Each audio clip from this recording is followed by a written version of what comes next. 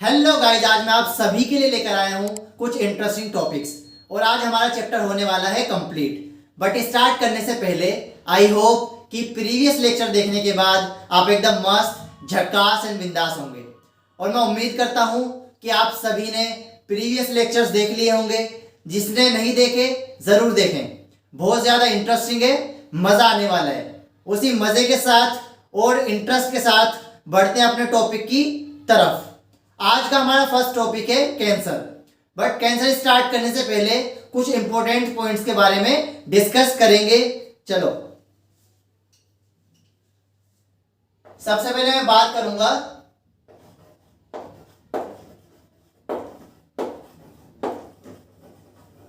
Macrophage. Macrophage जिसे हम बोलते हैं HIV फैक्ट्री। देखो, लास्ट लेक्चर में मैंने बताया था कि HIV virus, retrovirus macrophage cell के अंदर कंटिन्यूसली प्रोड्यूस होते रहते हैं, कंटिन्यूसली उसके अंदर प्रोड्यूस होते रहते हैं, इसलिए उसे बोलते हैं HIV फैक्ट्री। समझ आ गया? इसके बाद देखो, HIV फैक्ट्री बोलते हैं। HIV फैक्ट्री से क्या होगा? HIV वायरस प्रोड्यूस होंगे,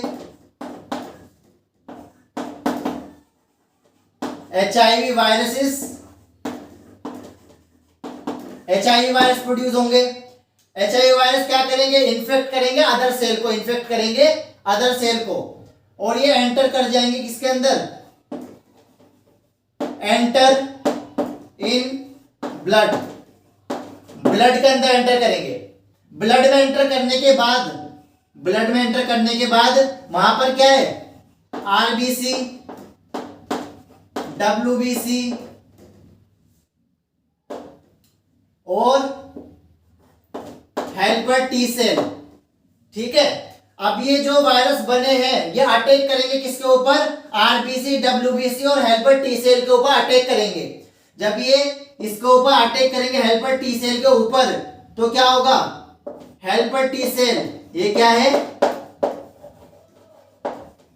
helper T cell decrease. Helper T cell decrease हो जाएगी। हेल्पर टी सेल डिक्रीज होने की वजह से क्या होगा? सिम्टम्स होंगे। क्या होगा? हमारी बॉडी से कुछ सिम्टम्स होंगे। कौन कौन से? हमारी बॉडी से सिम्टम्स होंगे, फीवर होगा, डायरिया, वेट लॉस।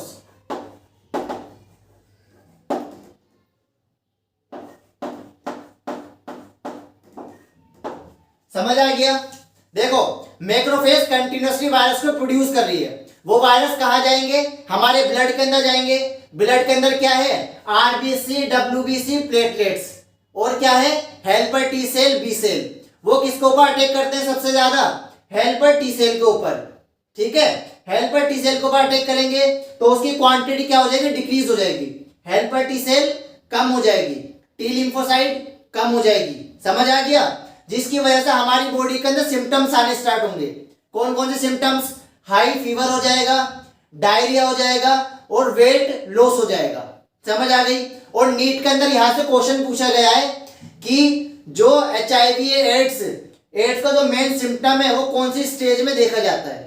ठीक है, अगर हमें सिम्टम्स देखने, HIV के सिम्टम्स देखने, एड्स के सिम्टम्स देखने, तो कौन सी स्टेज में देखेंगे? इस वाली स्टेज में। जब हेल्पर टी सेल डिक्रीज हो जाती है तो इस स्टेज के अंदर हम एड्स को डिटेक्ट करते हैं, डिटरमाइन करते हैं, उसके सिम्टम्स इस स्टेज पे शो होंगे। समझ आ गया? चलो, अब हमारा टॉपिक है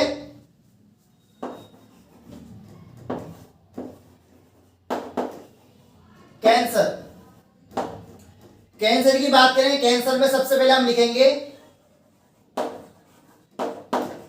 one of the most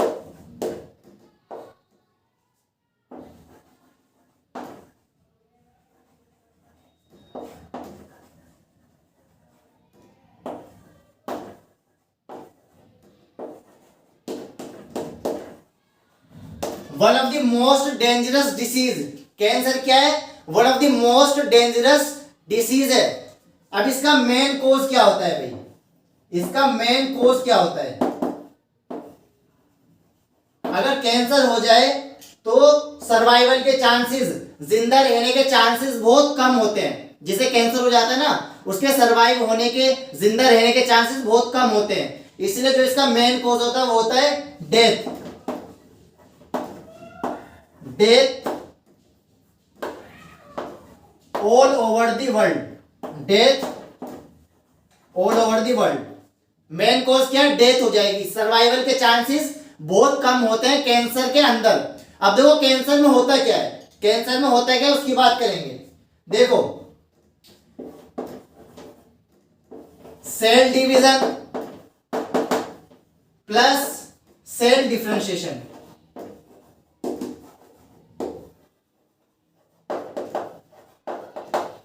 shell division और सेल डिफरेंशिएशन, ये दोनों क्या है? ये है highly controlled, highly controlled mechanism of our body. देखो सेल डिवीजन और सेल डिफरेंशिएशन, या फिर मैं बोल सकता हूं सेल का ग्रोथ होना, सेल का डिवाइड होना और सेल का डिफरेंशिएट होना, ये सारे के सारे highly controlled by our body, हमारी बॉडी के द्वारा कंट्रोल्ड होते हैं। अगर ये मैकेनिज्म ब्रेक हो जाए, ठीक है, अगर सेल इरेगुलर तरीके से ग्रोथ करे, इरेगुलर तरीके से डिवाइड करे, तो उसे क्या बोलते हैं? Contact inhibition. क्या बोलते हैं? Contact inhibition. और उसकी वजह से क्या होता है? कैंसर होता है। उसकी वजह से क्या होता है? कैंसर होता है। देखो, इसके बाद आगे मैं बात करूंगा।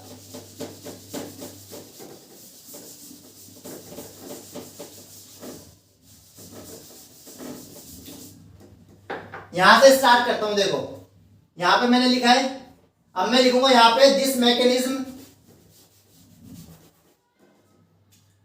यहां पे मैं लिखूंगा this mechanism break down by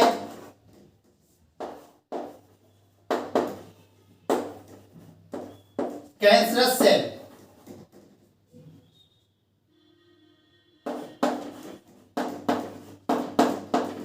this is known as, इसे क्या बोलते हैं? कॉन्टैक्ट, इसे बोलते हैं कॉन्टैक्ट इनहिबिशन। क्या बोलते हैं? Contact inhibition. देखो, हमारी बॉडी का मैकेनिज्म है जो कंट्रोल करेगा सेल की ग्रोथ को, सेल के डिवीजन होने को और सेल को डिफरेंशिएट होने को। सेल का ग्रोथ होना, डिवाइड होना, डिफरेंशिएट होना, हमारी बॉडी के अंदर एक मैकेनिज्म होता है, वो उसे कंट्रोल करता है। अगर ये मैकेनिज्म डिस्टर्ब हो जाए, अगर ये मैकेनिज्म डिस्टर्ब हो जाए, या फिर इरेगुलर तरीके से सेल डिवाइड हो रही है, इरेगुलर तरीके से ग्रोथ कर रही है, तो उसे क्या बोलते हैं? उसे बोलते हैं कॉन्टैक्ट इनहिबिशन। क्या बोलते हैं? Contact inhibition. समझ आ गया? अब देखो, इसमें जो इंपॉर्टेंट पॉइंट है वो ये है, कॉन्टैक्ट इनहिबिशन किसकी वजह से होता है? कैंसरस सेल की वजह से होता है। कैंसरस सेल की वजह से कॉन्टैक्ट इनहिबिशन होता है। लेकिन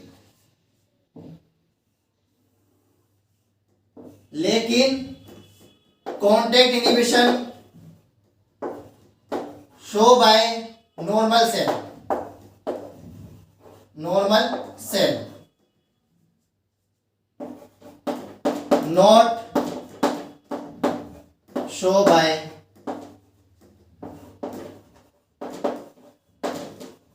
कैंसरस सेल।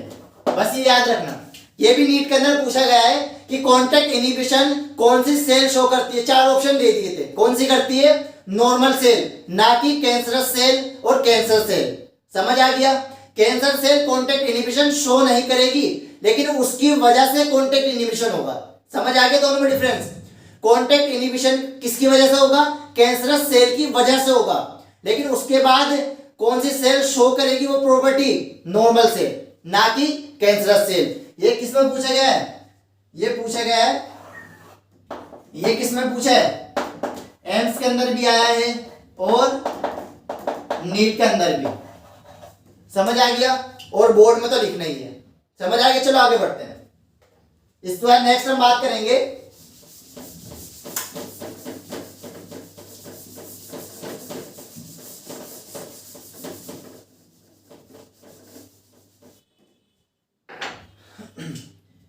इसके बाद हम बात करेंगे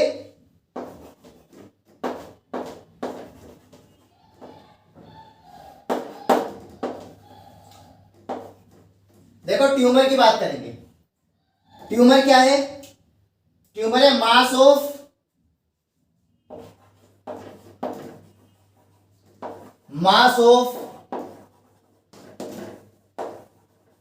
cancerous cell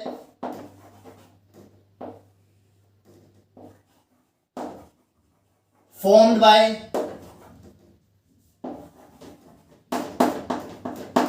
by division of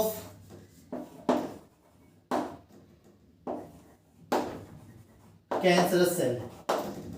देखो मैंने क्या लिखा? ट्यूमर क्या? Mass of cancerous cell formed by division of cancerous cell. अब देखो कैंसर की एक सेल है, कैंसर की एक सेल है, अब ये डिवाइड होगी। जब ये डिवाइड होती जाएगी तो एक मास बन जाएगा। क्या बन जाएगा? एक मास बन जाएगा इस तरह से। उसे क्या बोलते हैं? ट्यूमर बोलते हैं। यानी कि group of cancerous cell is known as tumour. समझ आ गया? अब देखो ट्यूमर टू टाइप्स के होते हैं। कितने टाइप्स के? अब बात करेंगे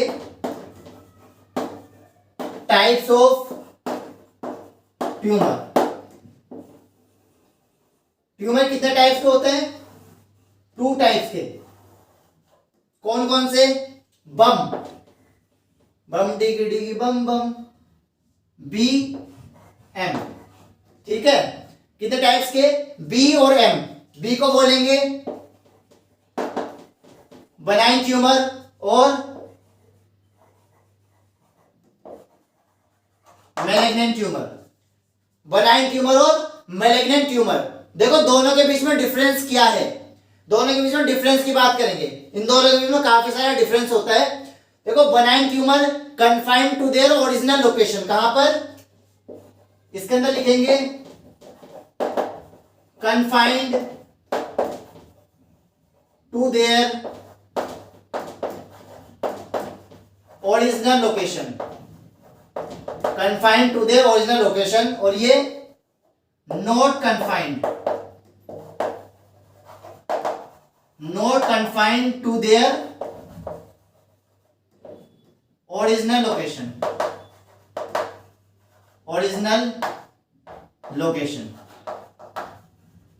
ये ओरिजिनल लोकेशन पे कन्फाइंड करेगा, यानी कि रुक जाएगा।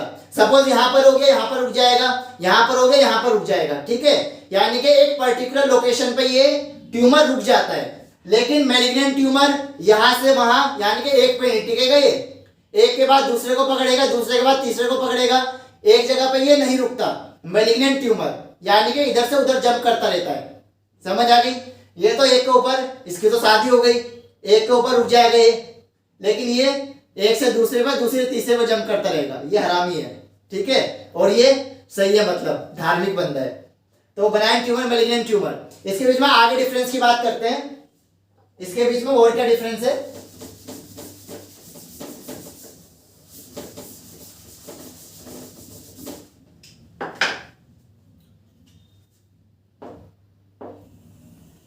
फर्स्ट तो ये हो गया। सेकंड क्या होगा?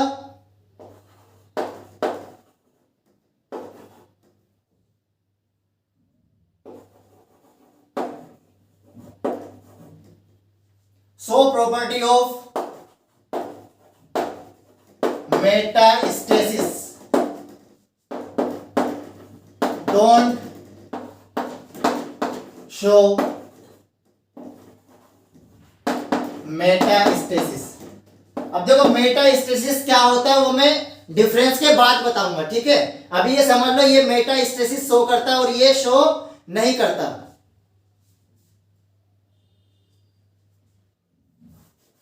सॉरी, ये मेटास्टेसिस शो करता है और ये नहीं करता। डोंट शो, यहां पे लिखना don't show don't show metastasis. ये मेटास्टेसिस शो नहीं करता और ये करता है, ये नहीं करता और ये करता है। ठीक है, इसमें क्या होगा, थर्ड पॉइंट, इसमें क्या होगा, लार्ज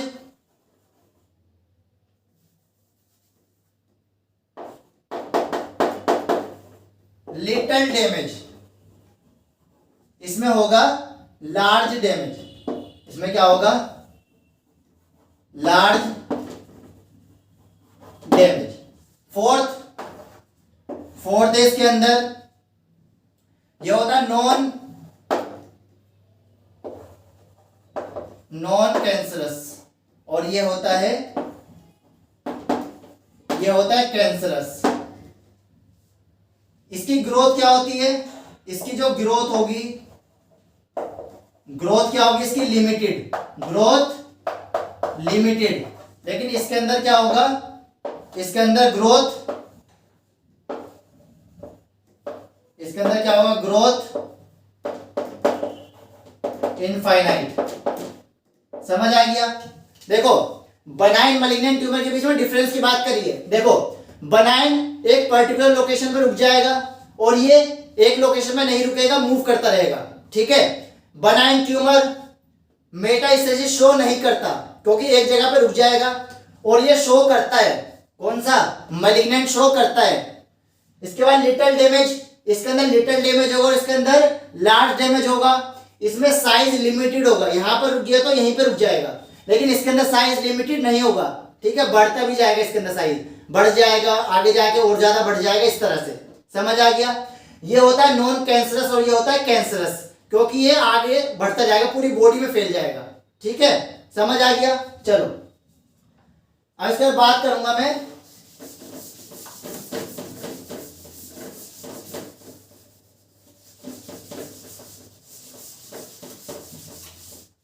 इसके बाद नेक्स्ट मैं बताऊंगा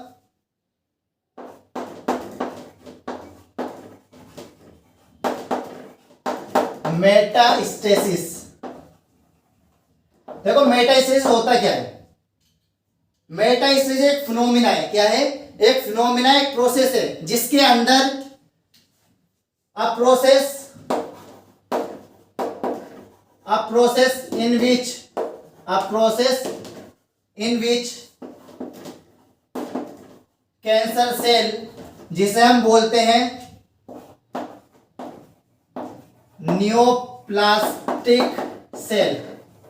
ठीक है, इसके अंदर क्या होगा, कैंसरस सेल और neoplastic cells move from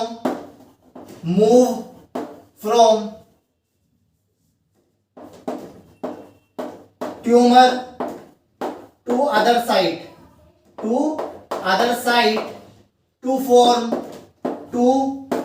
form new tumour.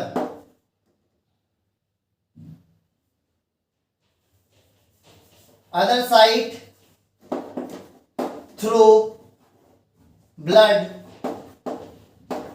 to form new tumour. देखो, मेटास्टेसिस क्या है, एक प्रोसेस है, फिनोमिना है जिसके अंदर कैंसर सेल, जिसे हम बोलते हैं न्यूप्लास्टिक सेल, वो मूव करती है कहां से, ट्यूमर से अदर साइट पे। यहां पे ट्यूमर है, यहां से सेल कहां मूव करेगी, अदर साइड पे। सपोज इधर चली गई, यहां पर चली गई। ठीक है, बॉडी के अदर पार्ट्स में ट्यूमर साइट से चली जाएगी वो सेल, और वहां पर नया ट्यूमर बनाएगी, वहां पे क्या करेगी, न्यू ट्यूमर बनाएगी। इस प्रोसेस को क्या बोलते हैं, मेटास्टेसिस। क्या बोलते हैं, मेटास्टेसिस, जो किसमें होता है, मैलिग्नेंट ट्यूमर के अंदर होता है, बनाइन ट्यूमर में नहीं होता, क्योंकि मैलिग्नेंट में पूरी बॉडी के अंदर फैल रहा है ना, एक जगह से दूसरी जगह पे जा रहा है। समझ आ गई। तो ये मेटास्टेसिस कहां पर होता है, मैलिग्नेंट ट्यूमर के अंदर होता है। समझ आ गया। चलो इसके बाद नेक्स्ट हम बात करेंगे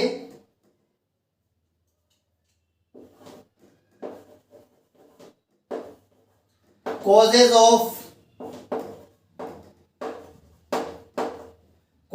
कैंसर लिख देते हैं। देखो, कैंसर के क्या क्या कारण होते हैं उसकी बात करेंगे। ठीक है, कैंसर के क्या क्या कारण होते हैं, किसकी वजह से कैंसर होता है, कौन कौन कैंसर के लिए रिस्पॉन्सिबल होता है, उसकी बात करेंगे। सबसे पहले देखो, कैंसर कोजिंग एजेंट को क्या बोलते हैं, कार्सिनोजेन। क्या बोलते हैं, कार्सिनोजेन। सबसे पहले हम बात करें कार्सिनोजेन। कार्सिनोजेन का मतलब क्या होता है, cancer causing agent. Cancer causing agents को क्या बोलते हैं, कार्सिनोजेन बोलते हैं। अब कार्सिनोजेन कितने टाइप्स के होते हैं उसकी बात करेंगे, क्योंकि कैंसर किसकी वजह से हो रहा है, कार्सिनोजेन की वजह से हो रहा है। किसकी वजह से, कार्सिनोजेन की वजह से। समझ आ गया इतना, चलो।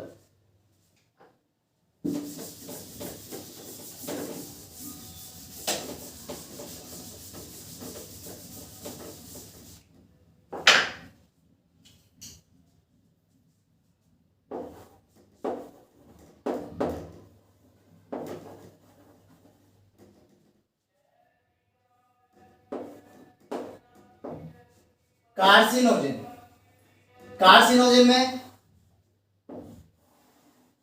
सबसे पहले ionising radiation, non ionising radiation, non ionising radiation,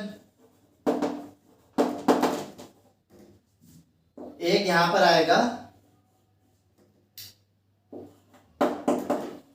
virus. देखो, आयोनाइजिंग रेडिएशन, दो तरह की रेडिएशन होती है, आयोनाइजिंग और नॉन आयोनाइजिंग। आयोनाइजिंग के अंदर आएगा एक्स रेज और गामा रेज। क्या आएगा इसके अंदर, इसमें आता है एक्स रेज और गामा रेज। इसके अंदर यूवी रेज, क्या आएगा इसके अंदर, आएगा यूवी रेज। अब ये दोनों क्या करेंगे, ये दोनों क्या करते हैं, ये दोनों चेंज करेंगे किसके अंदर, change in genetic material, change in genetic material. Genetic materials के अंदर, जेनेटिक मटेरियल डीएनए के अंदर चेंज करेंगे। किसे इन्फेक्ट करेंगे, सेल के न्यूक्लियस के अंदर जेनेटिक मटेरियल है डीएनए, उसके अंदर चेंज कर देंगे। उसके अंदर क्या करेंगे, चेंज कर देंगे। चेंज करने की वजह से क्या होगा, कैंसर होगा। समझ आ गई। Ionizing, non ionising. वायरस के अंदर, वायरस कार्सिनोजेन को बोलते हैं ओन्कोजेन वायरस। क्या बोलते हैं, ये होता है ओन्कोजेन वायरस। ठीक है, ओन्कोजेन वायरस, प्रोटोवायरस। ठीक है, इस तरह के डिफरेंट टाइप्स के वायरसेस होते हैं।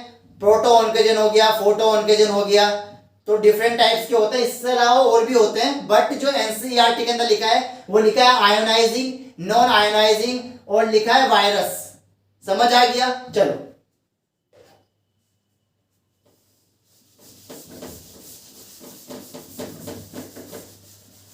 कोर्स की बात कर ली हमने, अब बात करें डायग्नोसिस ऑफ कैंसर। कैंसर को कैसे डायग्नोस करेंगे उसकी बात करेंगे।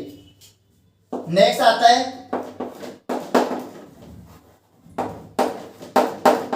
Diagnosis of cancer.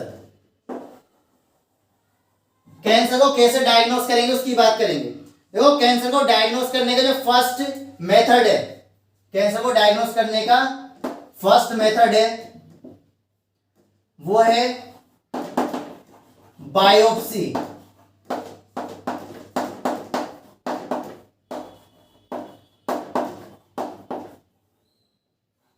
बायोप्सी और हिस्टोपैथोलॉजी। देखो, इसके अंदर क्या करेंगे, इसके अंदर हम सपोज, देखो इसके अंदर एक बंदा है, ये रहा, इससे क्या की मैंने, इससे सेल निकाल ली। क्या किया, इससे मैंने ये सेल निकाल ली। कौन सी सेल है, ये है ट्यूमर सेल। ठीक है, इस बंदे से मैंने क्या किया, ट्यूमर की सेल निकाल ली। अब ट्यूमर की सेल निकालने के बाद मैंने इसे, यह स्लाइड के ऊपर रख दिया। स्लाइड के ऊपर रख दिया, स्लाइड के ऊपर ये आ गई देखो सेल। स्लाइड के ऊपर रखने के बाद अब इसे क्या किया जाएगा, माइक्रोस्कोप के अंदर, इसे माइक्रोस्कोप के अंदर स्टडी किया जाएगा।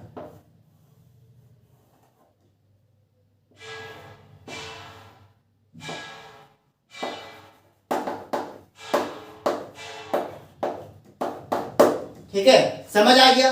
देखो इस बंदे से ट्यूमर की सेल निकाली, सेल ब्लड कुछ भी निकाल सकते हैं। उसे फिर स्लाइड पर रखा, स्लाइड पर रखने के बाद माइक्रोस्कोप के अंदर उसकी स्टडी की जाएगी। इसे तो क्या बोलते हैं, इसी प्रोसीजर को बोलते हैं बायोप्सी और हिस्टोपैथोलॉजी। समझ आ गया। दूसरा सेकंड आता है सीटी, सबने सुना होगा, वो सीटी मारने वाला नहीं। सीटी का मतलब है कंप्यूटेड टोमोग्राफी। क्या होता है, computed tomography. Next third MRI. MRI का मतलब मैग्नेटिक रेजोनेंस इमेजिंग। ठीक है, मैग्नेटिक रेजोनेंस इमेजिंग और कंप्यूटेड टोमोग्राफी, बायोप्सी, हिस्टोपैथोलॉजी, ये सारे के सारे टेस्ट किए जाते हैं टू डिटरमाइन कैंसर। कैंसर को डिटरमाइन करने के लिए ये सब टेस्ट किए जाते हैं। इन सब के अंदर सबसे सेफ माना जाता है वो है एमआरआई। ठीक है, एमआरआई, और ये भी सेफ है। समझ आ गया, एमआरआई सबसे ज्यादा सेफ माना जाता है और बायोप्सी और हिस्टोपैथोलॉजी को भी सेफ माना जाता है टू डिटरमाइन करने के लिए। अगर हमें एक्यूरेटली डिटरमाइन करना है, अगर हमें बिल्कुल एक्यूरेटली डिटरमाइन करना है तो बायोप्सी और हिस्टोपैथोलॉजी करना पड़ेगा। समझ आ गया। चलो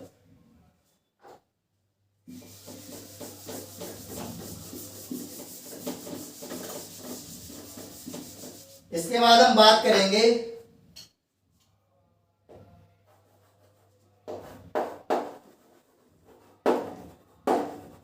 treatment of cancer. Treatment of cancer, देखो कैंसर के ट्रीटमेंट के लिए क्या क्या किया जाएगा। First,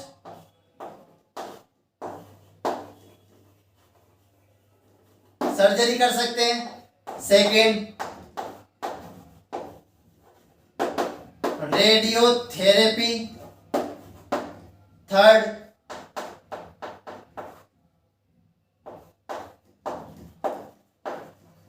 immunotherapy. फोर्थ,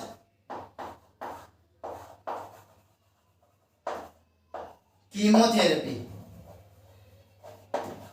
देखो कैंसर को ट्रीट करने के लिए, कैंसर के ट्रीटमेंट के लिए हम क्या क्या कर सकते हैं। फर्स्ट, सर्जरी कर सकते हैं। Second, radiotherapy. Third, immunotherapy. Fourth, chemotherapy. देखो इन सब में डिफरेंस क्या होता है। सर्जरी का मतलब होता है removal of cancer cell, cancer cell को रिमूव करना। इसमें क्या होगा, removal of cancer cell, removal of cancer cell by surgery, by surgery. Surgery से कैंसर सेल को रिमूव कर दिया। दूसरा मेथड क्या है, रेडियोथेरेपी। इसमें क्या होगा, इरिडिएशन ऑफ कैंसर सेल। इसमें क्या करेंगे, रेडियोथेरेपी के अंदर कैंसर सेल को जला देंगे, कैंसर सेल को जला देते हैं इसमें। Next, immunotherapy. देखो इम्यूनोथेरेपी के अंदर हम एक केमिकल देते हैं जिसका नाम है अल्फा इंटरफेरोन। क्या है, alpha interferon injection, alpha interferon injection. और कीमोथेरेपी के अंदर क्या करेंगे, सम ड्रग्स। क्या करेंगे हम, सम ड्रग्स यूज्ड। इसके अंदर कुछ ड्रग्स को यूज करेंगे।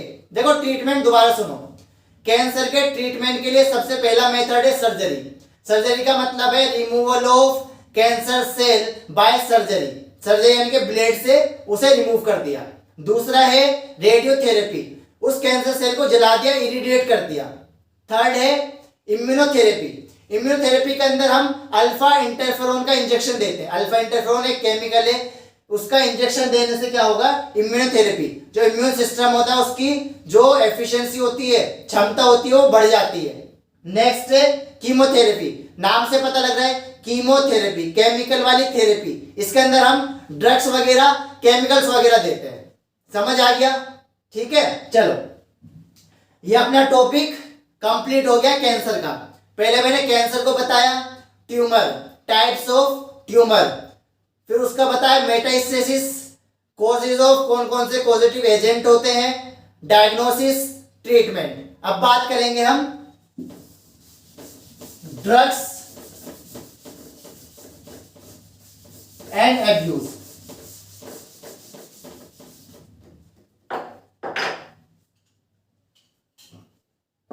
अब हमारा टॉपिक आता है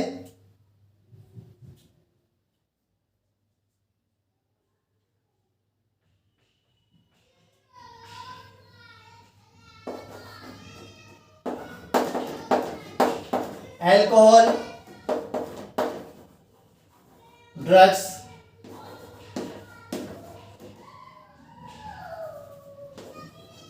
एब्यूजेस।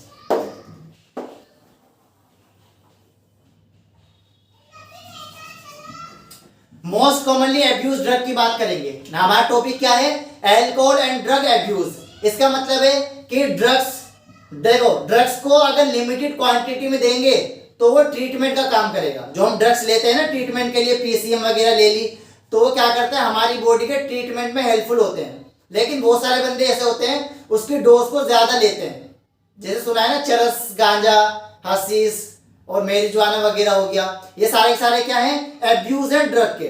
ड्रग को लिमिटेड क्वांटिटी में लोगे तो ट्रीटमेंट करेगा, अगर ज्यादा क्वांटिटी में ले लिया तो क्या करेगा, ब्रेन को इफेक्ट करेगा, अदर बॉडी फंक्शंस को इफेक्ट करेगा। समझ आ गया? चलो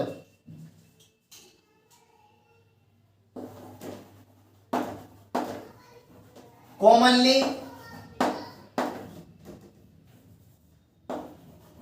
एब्यूज ड्रग्स। देखो कॉमनली एब्यूज ड्रग्स कौन कौन से हैं, commonly abuse drugs,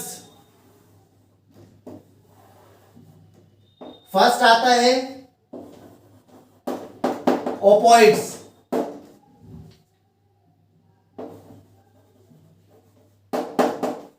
cannabinoids, second cannabinoids, third coca alkaloids. देखो फर्स्ट क्या है, opioids, second cannabinoids, third coca alkaloids. तीनों के बीच में डिफरेंस करके बताया तो आसानी हो जाएगी याद करने में। ठीक है, देखो सबसे पहले हम ओपोइड्स की बात करेंगे, सबसे पहले ओपोइड्स की बात करेंगे।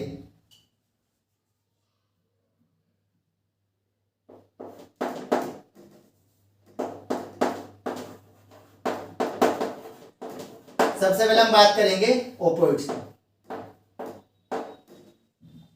ओपोइड्स क्या करेगा, देखो ओपोइड्स एक ड्रग है जो हमारे ब्रेन के सीएनएस और गैस्ट्रो इंटेस्टाइनल ट्रैक्ट, ब्रेन में सीएनएस और यहाँ पे गैस्ट्रो इंटेस्टाइनल ट्रैक्ट, उसके ऊपर इंटरेक्ट करेगा। क्या करेगा, इंटरेक्ट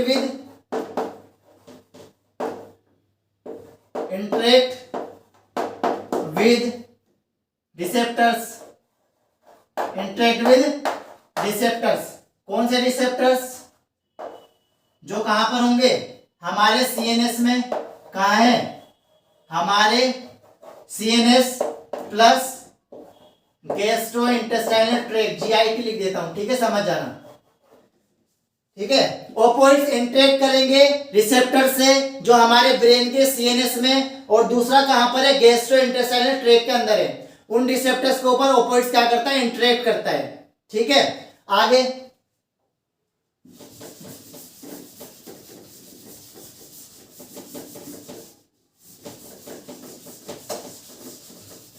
इसमें नेक्स्ट पॉइंट आता है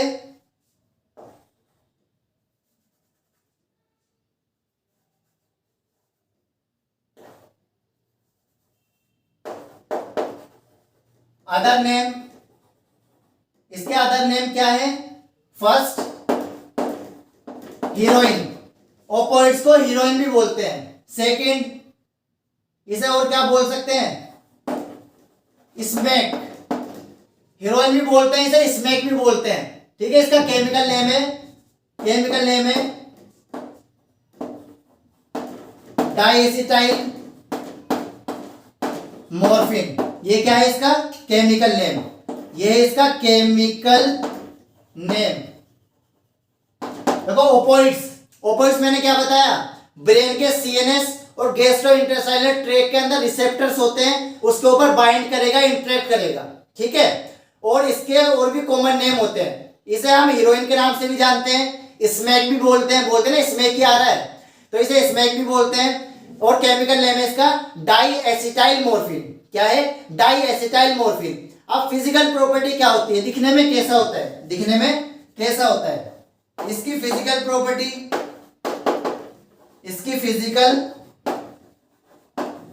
प्रॉपर्टीज क्या होती है,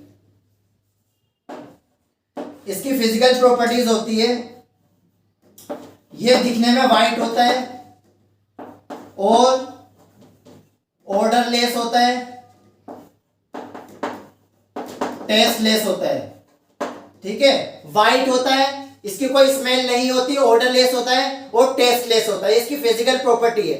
अब निकालेंगे कैसे, ओपोइड्स को अगर निकालना है, सपोज तुम निकालना चाहते हो, निकालोगे कैसे, पहले प्लांट को ढूंढो जिसका नाम है ओपियम पोपी, इसका साइंटिफिक नेम है पेपावर सोमनिफेरम। क्या है, पेपावर सोमनिफेरम, जिसे बोलते हैं ओपियम पोपी। उसके लेटेक्स से निकाला जाएगा, कैसे निकाला जाएगा, लेटेक्स।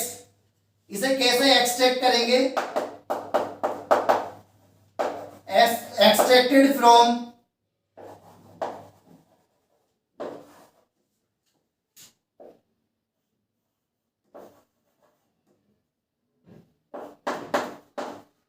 ओपियम पोपी, जिसे हम क्या बोलते हैं, जिसका दूसरा नाम है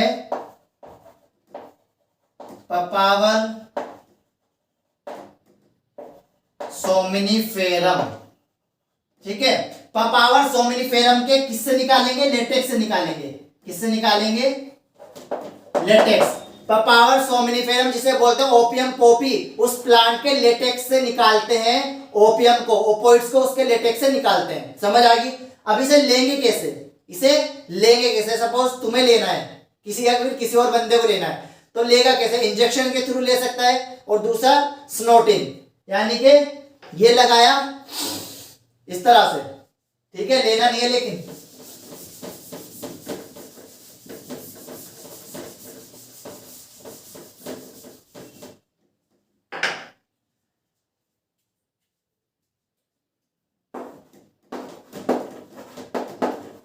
taken by injection,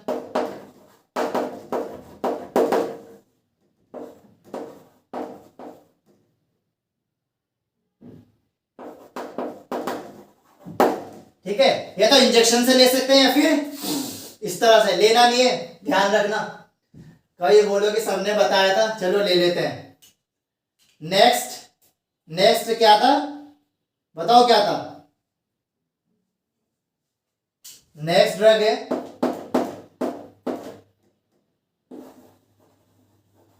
cannabinoids.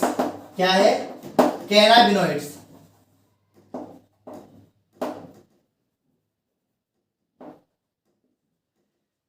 Cannabinoids भी क्या करेगा, इंटरेक्ट विद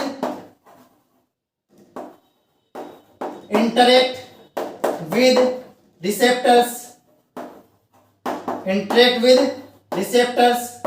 प्रेजेंट इन, कहां पे प्रेजेंट होंगे,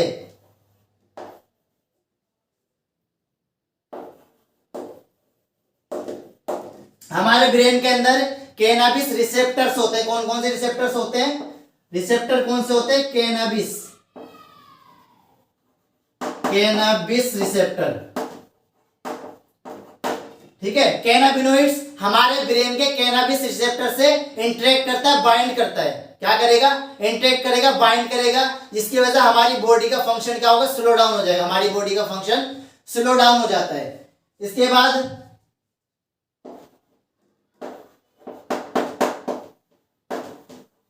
extracted from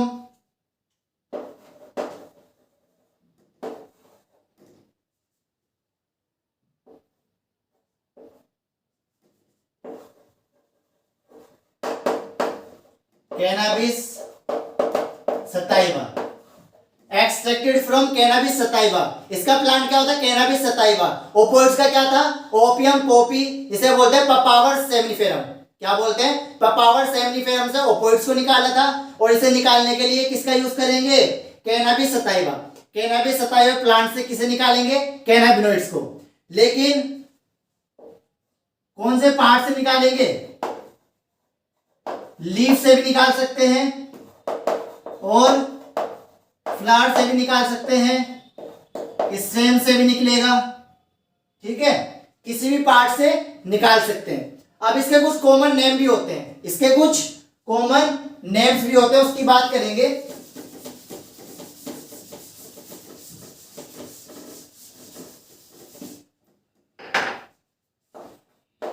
अदर नेम,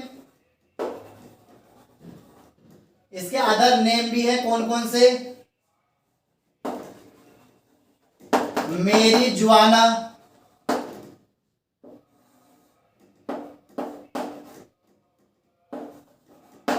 हाशिश, चरस, गांजा। मेरीजुआना, हाशिश और चरस, गांजा, ठीक है। कैनाबिनोइड्स के कुछ अदर कॉमन नेम है, मेरीजुआना, हाशिश, चरस और गांजा। इसके बहुत सारे नेम है, तो ध्यान रखना। चलो, इसे लिया कैसे जाएगा? Taken by oral, oral administration, administration orally से बंदा ले लेता है। नेक्स्ट हम किसकी बात करेंगे? अब हम बात करेंगे, लास्ट अपना बचता है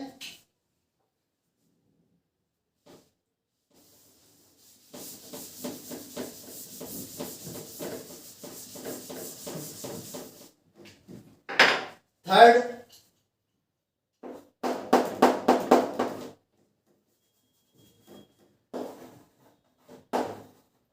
कोका एल्कलॉइड्स, कोका एल्कलॉइड्स, जिसे हम, ये भी क्या काम करेगा? ये भी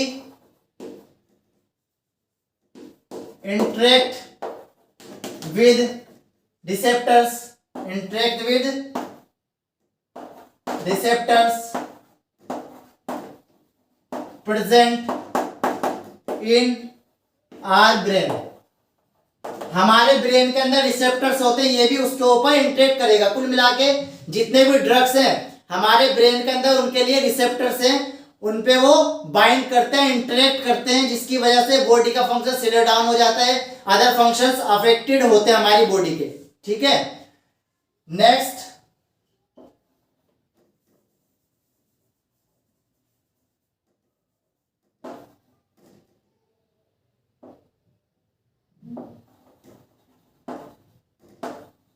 कॉमन नेम, इसके कॉमन नेम होते हैं कोक और क्रैक। कोक और क्रैक क्या है? इसके कॉमन नेम है। कोका एल्कलॉइड्स को कोक भी बोलते हैं, क्रैक भी बोलते हैं। कहां से निकाला जाएगा? एक्सट्रैक्टेड फ्रॉम, किससे निकालेंगे? इसे निकालेंगे इरेथ्रोजाइलम कोका, ठीक है। इसे निकालते हैं इरेथ्रोजाइलम कोका से। किससे निकालेंगे? इरेथ्रोजाइलम कोका। इसके बाद देखो, इसमें कुछ और भी अदर पॉइंट्स हैं। ये क्या काम करेगा? ब्रेन के सीएनएस पे, यानी कि ब्रेन के जो सेंटर है उसके ऊपर इंटरेक्ट करेगा, बॉडी के फंक्शन को स्लो डाउन करता है। अब ये क्या काम करेगा? इसका जो इफेक्ट होता है ना, हार्मफुल इफेक्ट क्या होगा? इसका इफेक्ट होता है, इसका हार्मफुल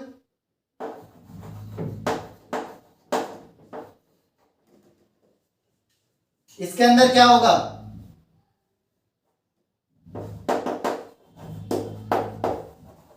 यूफोरिया एंड हेलोसिनेशन। इसके अंदर क्या होता है? यूफोरिया हेलोसिनेशन होता है। यूफोरिया हेलोसिनेशन का मतलब है कि दिन में ऐसा लग रहा है कि सबसे ज्यादा अमीर मैं हूं। देखा होगा ना कि नाली नाली के अंदर पेड़ डूबा हुआ है, आराम से पड़े हैं और बोल रहे हैं कि मैं सबसे बड़ा बादशाह मैं हूं। समझ आ रही है? ये किस में होता है? कैनाबिनोइड्स। किसके अंदर? कैनाबिनोइड्स के अंदर। जो इसे खा लेगा इरेथ्रोजाइलम कोका को, उसे कैसा फील होगा? यूफोरिया हो जाएगा, हेलुसिनेशन हो जाएगा, उसे ऐसा लगेगा हवा में उड़ रहा हूं, मैं सबसे बड़ा बादशाह मैं हूं। समझ आ गई? चलो इसके बाद नेक्स्ट आता है